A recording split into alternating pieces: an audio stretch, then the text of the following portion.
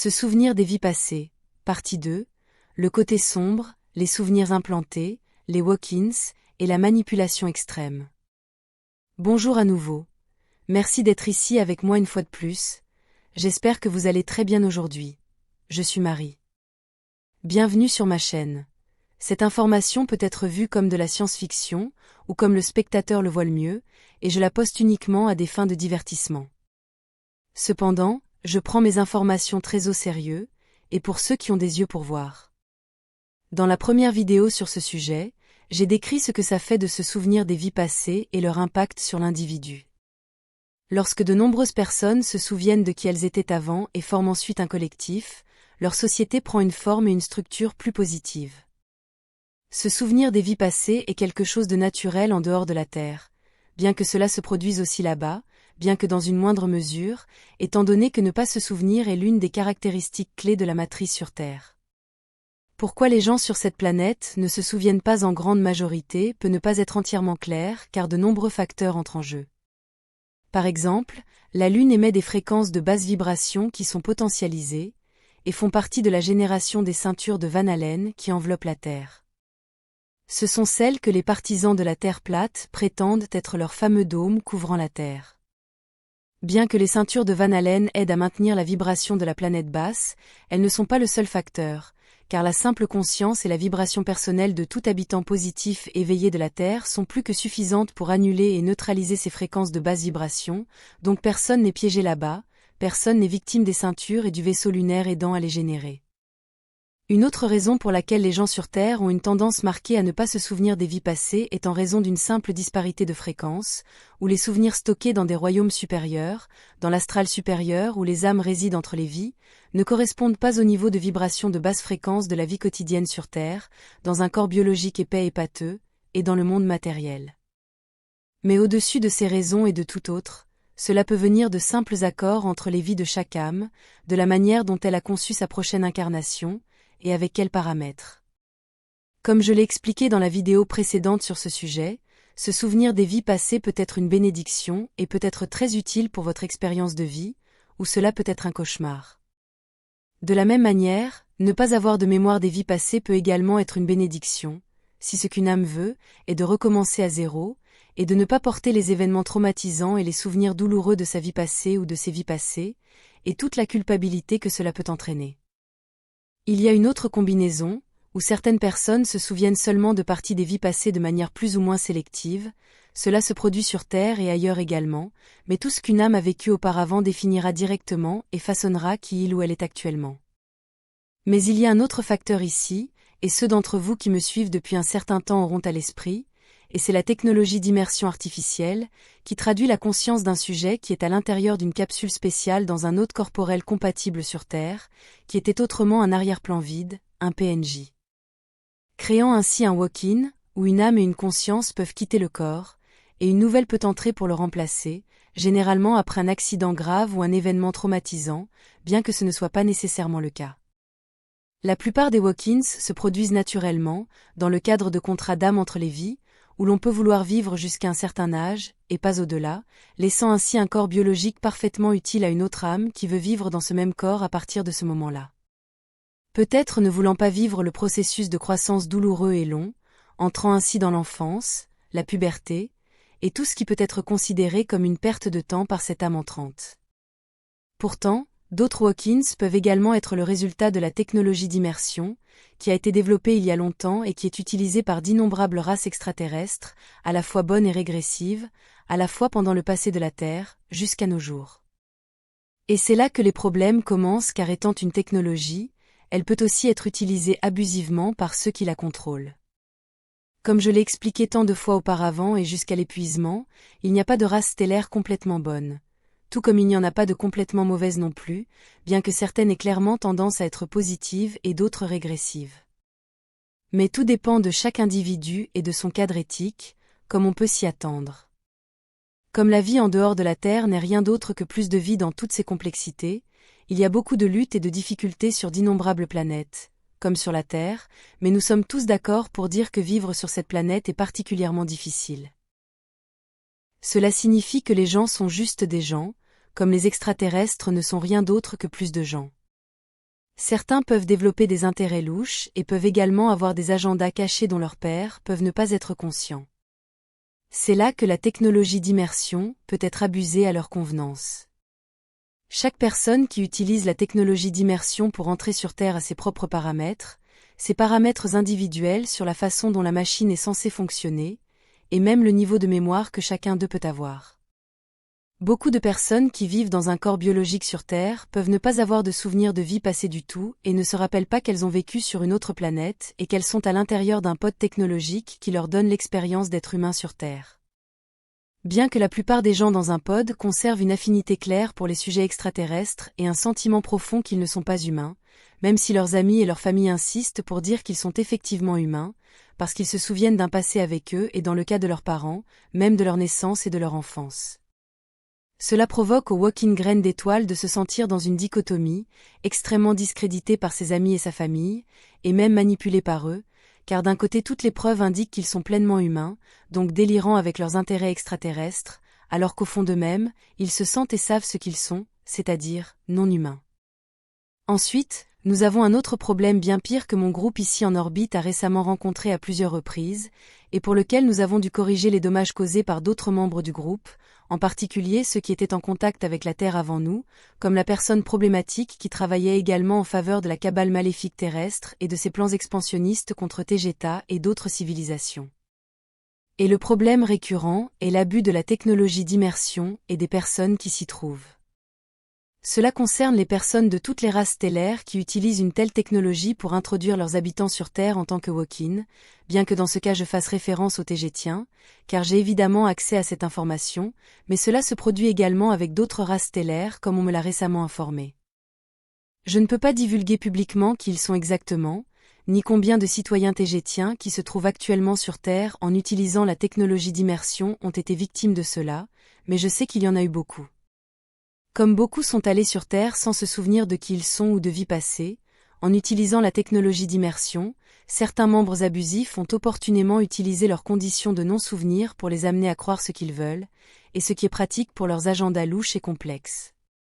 Les capsules d'immersion physique et le matériel lui-même sont très sûrs, et ils sont également gardés en permanence dans un bâtiment ultra sécurisé, du moins pour les Tegétiens.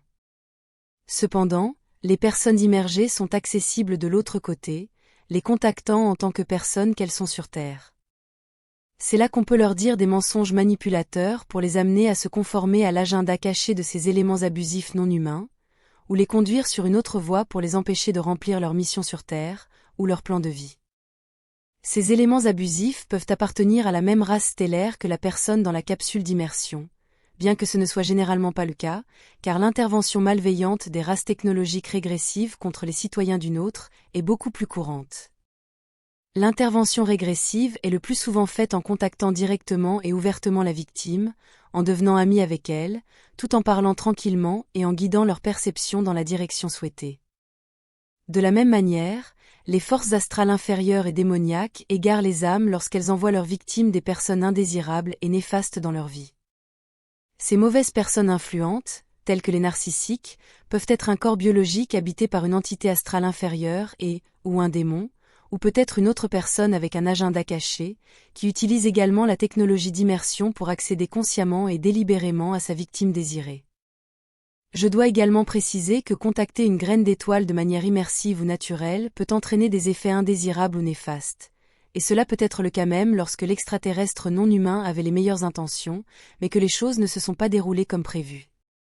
Cela signifie que contacter des personnes sur Terre est un sujet très délicat et ne doit pas être pris à la légère, d'autant plus que l'intervention, même avec les meilleures intentions, peut interférer avec le plan de vie de la graine d'étoile, même si la graine d'étoile elle-même peut soutenir que cette intervention pourrait précisément être son propre plan de vie. Ce fait peut interférer avec les protocoles du projet Deuxième Contact, et même avec l'avenir d'un tel programme en soi. En ce qui concerne la manipulation extrême de la graine d'étoile immergée, plusieurs cas ont été détectés où elle a été contactée par des membres de races extraterrestres, qui prétendent d'abord qu'il ou elle est l'un d'entre eux, puis modifient la perception de l'identité de leurs victimes, leur racontant des histoires irréelles sur qui ils étaient avant de descendre sur Terre. Pire encore, il y a eu des incidents où les extraterrestres aux intentions douteuses ont manipulé leurs victimes pour leur faire croire qu'ils avaient fait des choses ou étaient allés à des endroits qu'ils n'avaient pas fait, même pendant leur vie actuelle. Pour ce faire, ils utilisent le fait qu'ils sont en immersion, ou on leur a dit qu'ils l'étaient, pour justifier l'incapacité des victimes à se souvenir clairement des choses avant d'entrer dans le corps biologique humain qu'ils utilisent. Parce que tous les walk-ins héritent de la mémoire de l'âme précédente qui utilisait le même corps, mais ces souvenirs peuvent être plus sombres et flous, car ils sont stockés dans le champ énergétique du corps, où le walk-in peut ou non avoir un accès complet à la mémoire complète du propriétaire précédent dans l'astral supérieur. Pour manipuler leurs victimes, de nombreux extraterrestres aux intentions douteuses ont également utilisé des photographies altérées ou retouchées de la victime, comme preuve qu'ils étaient à un endroit où ils n'étaient jamais allés, ou qu'ils avaient fait des choses qu'ils n'avaient jamais faites. C'est aussi ce que je veux dire par manipulation extrême. Cela amène leurs victimes à croire qu'ils avaient un passé différent, ce qui arrange le non-humain manipulateur. L'utilisation de photographies altérées a également été utilisée, non seulement par des forces régressives malveillantes, mais aussi par des membres d'une fédération galactique douteuse qui souhaitent discréditer et humilier toutes sortes de personnes, pour les persuader de renoncer à leurs activités actuelles et à leur plan de vie, car cela va à l'encontre du leur. L'utilisation d'images retouchées et de fausses photographies altérées par des non-humains régressifs a atteint son apogée il y a une décennie, lorsque Photoshop n'était pas aussi largement utilisé qu'aujourd'hui, et peut être divisé en deux catégories et en deux extrêmes.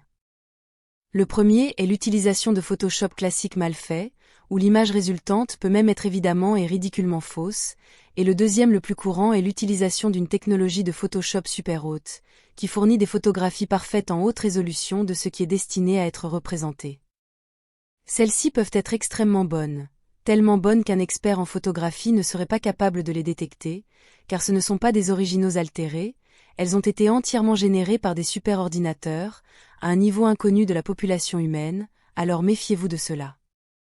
Tomber dans cette manipulation dépend de chaque victime et des circonstances qui l'entourent, et toutes ne peuvent pas tomber dans cette forme extrême de manipulation, car cela dépend de la force de caractère de chaque individu, comme on peut s'y attendre. Pourtant, beaucoup tombent dans ce piège, car ils sont lentement et progressivement guidés sur cette voie, en particulier ceux qui ont une faible estime de soi, et qui ne peuvent donc pas comprendre pourquoi une organisation, une race stellaire ou une fédération galactique s'efforcerait de dépenser autant d'efforts et de ressources pour les éloigner de leur plan de vie. Les choses sur Terre ne sont jamais comme on nous le fait croire, donc même la graine d'étoile la plus déprimée se sentant inutile et sans valeur, peut être tellement importante pour l'image globale, que de grandes forces peuvent assigner beaucoup d'énergie et de ressources pour guider ou égarer cet individu apparemment sans valeur. Ceux qui tombent dans ce piège ont généralement subi plusieurs incidents de maltraitance narcissique dans leur passé, peut-être même en grandissant dans une famille abusive où ils étaient constamment harcelés, ce qui est très courant parmi les graines d'étoiles, et qui les a conditionnés à croire en d'autres personnes avant eux-mêmes, surtout si ces autres personnes occupent une position de supériorité. En d'autres termes plus simples, ces non-humains manipulateurs cherchent des victimes vulnérables qui peuvent servir leur cause.